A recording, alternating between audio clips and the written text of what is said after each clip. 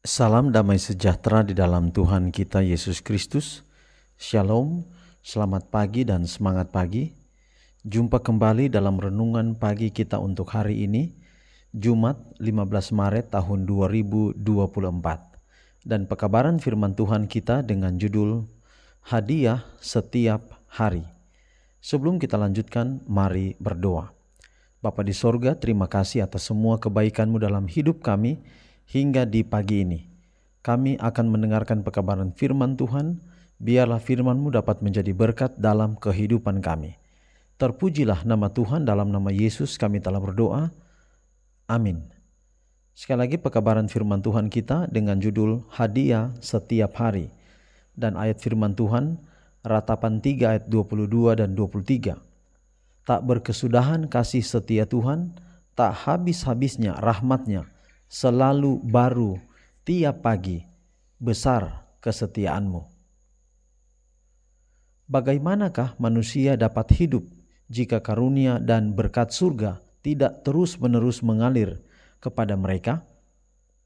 Tuhan memberi secara terus-menerus agar manusia dapat terus-menerus memberi. Tidak ada waktu di mana pemberian dan persembahan tidak datang dalam keselarasan dengan sumber daya yang telah disediakan Tuhan. Bukan uang kita sendiri yang kita kelola. Itu adalah milik Tuhan dan pekerjaannya tidak dapat maju kecuali perbendaharaannya dipenuhi oleh pemberian dan persembahan. Allah telah meminjamkan kepada kita segala sarana agar kita dapat mengembalikan miliknya kepadanya. Dan jika kita dengan setia melakukan tugas kita, akan selalu ada kecukupan untuk misi di dalam dan di luar negeri. Semua yang kita lakukan harus dilakukan dengan kerelaan. Kita harus membawa persembahan kita dengan sukacita dan rasa syukur.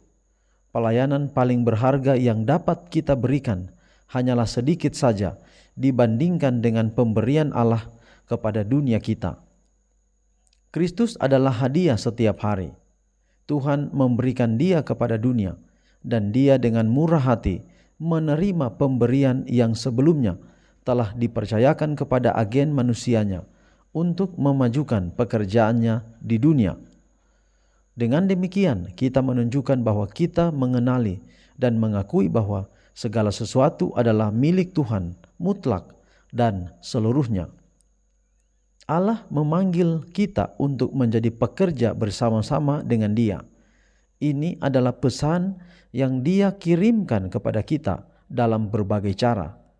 Kebenaran harus disampaikan kepada mereka yang tidak mengenal Tuhan. Alkitab harus dibacakan kepada mereka yang akan mendengarnya. Roh Kudus bekerja sama dengan Dia yang membuka kitab suci kepada orang lain. Pelayan, jika ia seorang gembala yang sejati, memberikan firman kepada orang-orang. Dia terlibat dengan sungguh-sungguh dalam pekerjaan pribadinya dan doa kepada Tuhan. Hanya ini yang bisa dilakukan agen manusia. Dia menabur benih, tetapi dia tidak tahu mana yang akan berhasil. Ini atau itu, Tuhan yang memberi pertumbuhan. Dia menarik, Dia memimpin, Dia menyelidiki hati. Pekerjaan harus dilakukan di rumah dan di daerah sekitarnya. Pekerjaan ini membutuhkan uang, titipan Tuhan. Mereka yang benar-benar bertobat berkewajiban melakukan pekerjaan yang membutuhkan uang dan pengabdian. Tuhan tidak bermaksud untuk datang ke dunia ini dan memberikan emas dan perak. Bukanlah mengembalikan kepada Tuhan karunia-karunia yang dipercayakannya yang membuat orang itu menjadi miskin. Menahannya lah yang cenderung menjadikan miskin. Karena satu-satunya tujuan pemberian Allah di atas segalanya harus digunakan untuk menopang para pekerja di ladang tuaian yang besar. Perenungan, persepuluhan dikembalikan, persembahan diberikan. Seberapa dermawan saya dengan Tuhan? Jadi bahkan kalau kita mengembalikan persepuluhan atau memberikan persembahan pun semua adalah milik Tuhan. Jika pertanyaannya adalah, kalau persepuluhan 10% dari penghasilan kita adalah milik Tuhan. Jadi kalau gaji kita 1 juta berarti 100.000 milik Tuhan. Kita masih punya 900.000. Pertanyaannya adalah 900.000 itu milik siapa? Apakah milik kita atau milik Tuhan? Kalau kita mau jujur, mau mengatakan bahwa bahkan seluruhnya adalah milik Tuhan. Nafas hidup yang Tuhan kasih adalah milik Tuhan. Bayangkan saudara, kita mengembalikan persepuluhan. Tidak dihitung seberapa banyak kita menggunakan udara. Lalu kemudian seberapa banyak kita menggunakan air, seberapa banyak yang dan sebagainya. Persepuluhan kita hanya diambil dari gaji kita. Dan itu sebenarnya hanyalah bagian kecil dari berkat yang kita rasakan setiap hari. Jadi sebenarnya kalau kita pun mengembalikan persepuluhan, itu belum terlalu begitu besar kita berikan untuk Tuhan. Bahkan Yesus sendiri memberikan nyawanya untuk kita. Jadi biarlah kiranya setiap hari, seperti kata firman Tuhan, tak berkesudahan kasih setia Tuhan dan tak habis-habisnya rahmatnya selalu baru tiap pagi, besar kesetiaanmu. Kiranya pekabaran pagi ini akan menjadi berkat di dalam kehidupan kita semua. Mari kita akhiri dalam doa, mari berdoa.